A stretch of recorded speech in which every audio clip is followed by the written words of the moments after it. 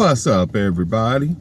I'm in the red light district again, and I'm looking for some fun to get into. I guess the only fun I'm going to get into is work today. Hopefully. Let's hope everything goes fine. My name is Stuart Knight, author of the books Marginalizing White Supremacy, Poetic Visions, A Steep Mister for a Sister, and of course my book, A Spirit the World Has Forgotten. And today I kind of want to speak a little bit on the all these sexual assault allegations going about being lodged against prominent black men, some white men too, by women from the past 20, 15, 20, 30 years. Heck, in the case of Bill Cosby, it's probably down near 40 or 50 years from whence the supposed incident had happened. Now, it's kind of touchy because, you got this narrative going about, amongst feminist circles in a sense, or women's rights circles, which speaks about believe all women. And that's a crock of crap, because most people know it, but they don't really say it.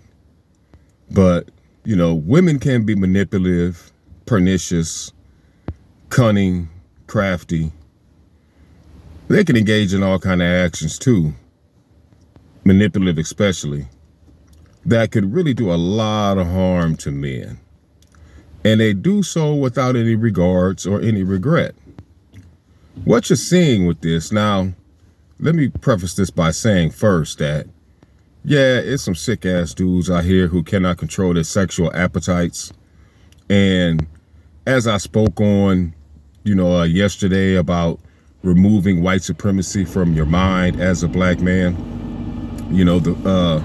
the exhibition of lust is one of them. Since, people are primarily moved by their wants and their desires and not by their thought or their understanding of the potential consequences of their actions, they do certain things and get themselves in positions that, can be very, very harmful to them later on in time, just for a fleeting moment of pleasure, just to say, hey, I did this.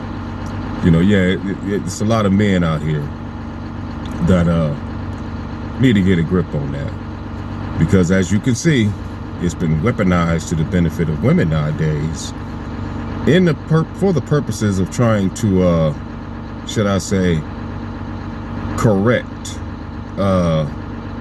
the westernized notion of the inferiority of the feminine principle, or in smaller words, that women are the weaker sex. African people really had nothing to do with that.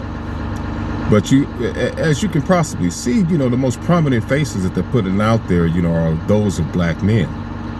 And, that has historical significance, because considering that it was always said that black men were vicious white women raping brutes. And that ideal, or that notion, still hasn't gone anywhere, as you can very well see. But the thing about that is that in today's times, and this has been going on since the beginning of time, what you are really seeing now is the ability for some women who may have done some very, what's the word, should I say, licentious practices in their past, actually be able to reward themselves for that regret. In history, you have seen, and even in recent times, you see a lot of men be accused of, the heinous crime of sexual assault. And when in fact, it comes out later on that, the acts that were committed were consensual. The thing that aligns all of them is that that woman may have had some form of potential regret, or somebody had questioned the practices in which she practiced, and or she might have been slut shamed, to quote a word, and instead of her owning up to what she had done, she chooses to blame somebody who didn't harm her at all. Now, that's been going on for a long time. In fact, it has happened to me. So that a lot of men have that testimony of being accused of actions that they could not have done, or they didn't do. I ain't gonna say could not have done, they could have done them, but did not do. And just being accused of those certain kind of actions, and then have people look at you as if you did commit them simply because she said it. That has to change. I can understand that there are many women who've been, sexually assaulted, who fear the public scrutiny, who truly have been sexually assaulted, who fear public scrutiny and are afraid to come forth and raise their voices. But, women have to be questioned on that before a man's character and is ruined. Because, women can accuse a man of that. He ain't done no such thing, and that man lose everything simply off her accusation. And that's not right. Especially considering that when a woman wants to shed her regret, she has no problem telling, a fib or telling a lie to try to attempt to absolve herself of any guilt.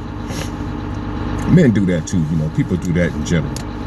But the main thing, not to really harp on women like that, because women are going to do what they're going to do. It's up to men to really discern and scrutinize who you're dealing with. Not just in women, but in men also. If you can see that this person might have some form of a character flaw that can be very detrimental to the things that you're trying to achieve in life, don't associate with that person.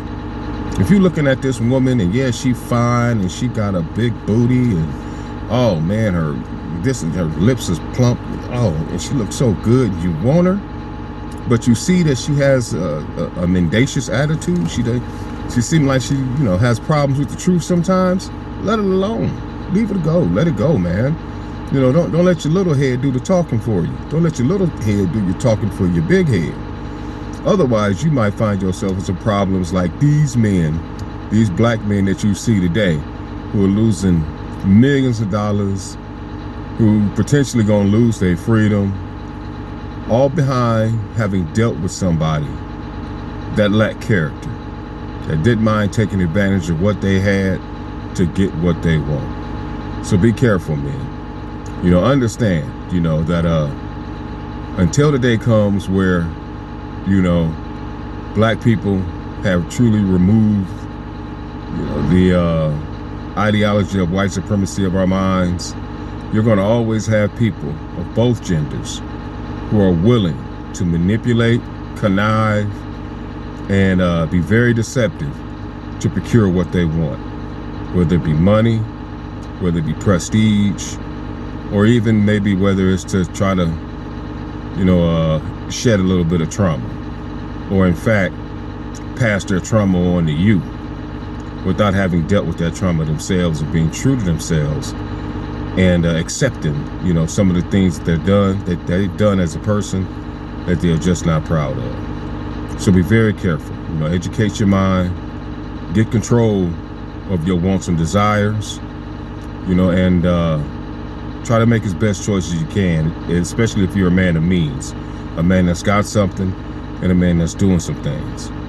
Watch who you keep around you, for real. So do your best.